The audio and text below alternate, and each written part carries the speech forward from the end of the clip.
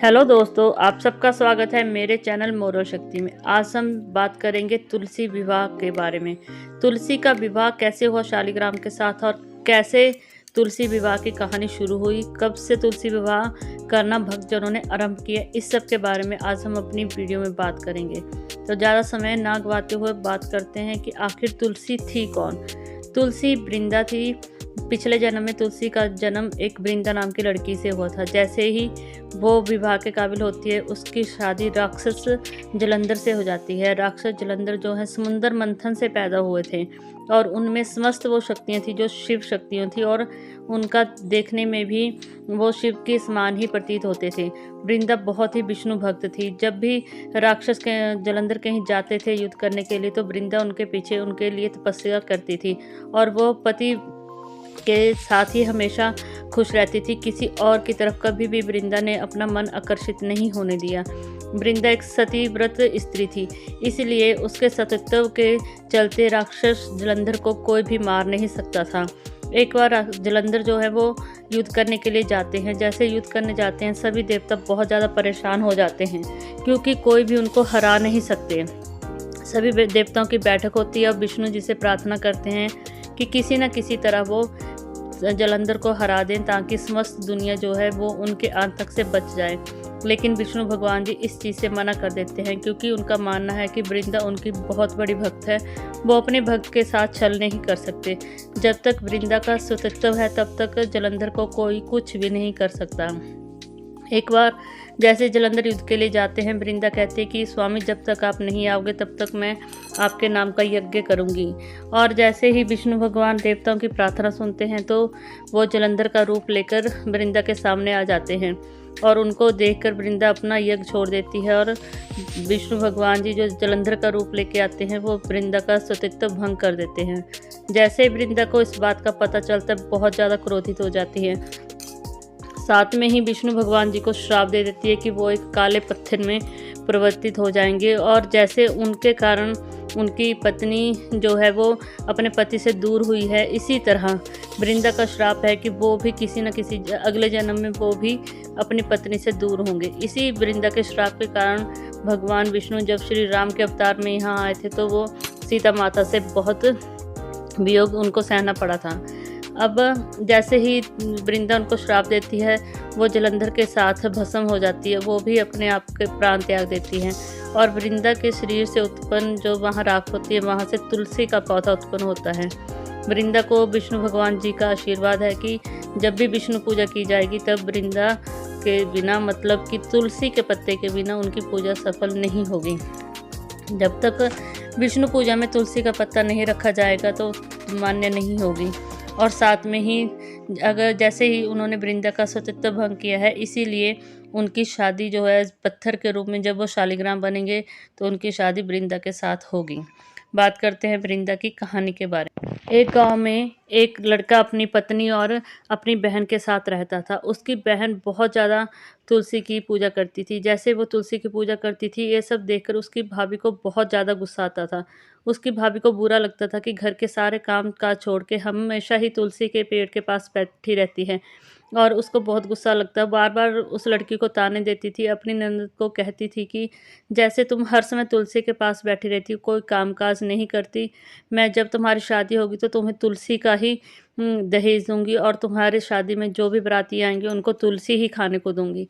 यह बात बार बार बोलती रहती थी। कुछ ऐसी तरह समय बीतता गया। जैसे लड़की विवाह के योग्य होती है तो एक दिन उसके विवाह की तिथि नज़दीक आ जाती है। विवाह का मंडप सजता है, पूरे बाराती आते हैं। दूल्हा के सामने जैसे ही खाने के लिए भोज की तैयारी शुरू की जाती है तो उसकी भाभी बहुत ज़्यादा गुस्सा हो जाती है क्योंकि उसने पूरे विवाह की तैयारियों में कुछ भी नहीं किया है।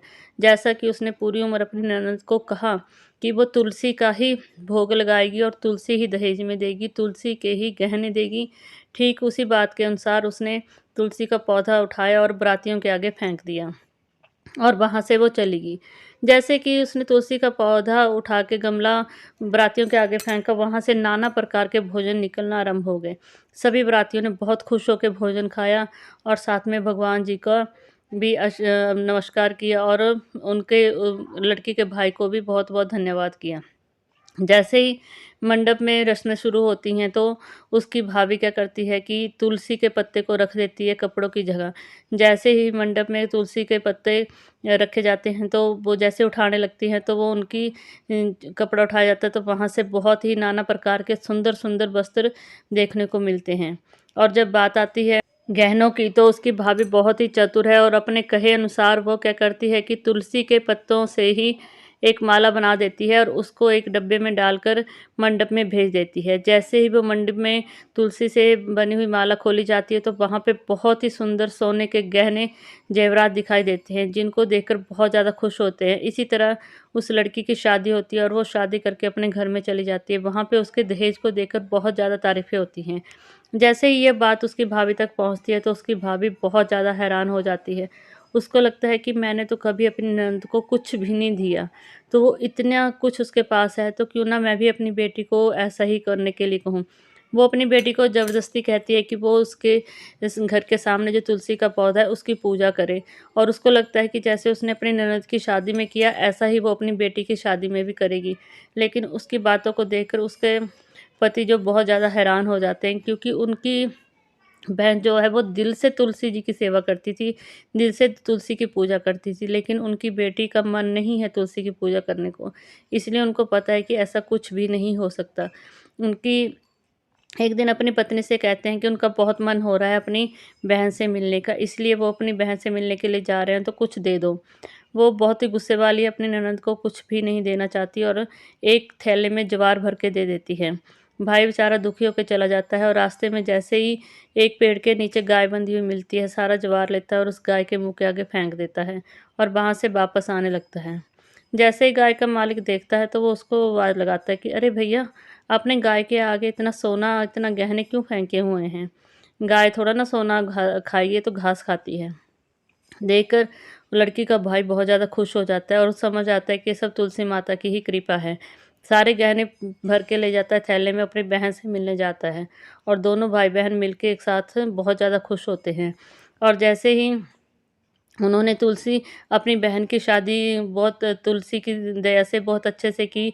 ठीक उसी प्रकार उसकी बहन भी तुलसी के पेड़ की शादी शालिग्राम जी के साथ कर देती है। शालिग्राम काले रंग के पत्थर होते हैं और शालिग्राम का विवाह जो तुलसी के साथ है वो भी हिंदू धर्म के अनुसार ही बिल्कुल वैसे ही किया जाता है जैसे कि लड़की और लड़की की शादी की जाती है। इसी तरह तुलसी की शादी में भी शालिग्राम बारात लेके आते हैं, बारातियों के साथ आते हैं, उनके वही रस्में निभाई जाती हैं, वही सारे बंधन होते हैं जो कि एक नॉर्मल शादी में होते हैं।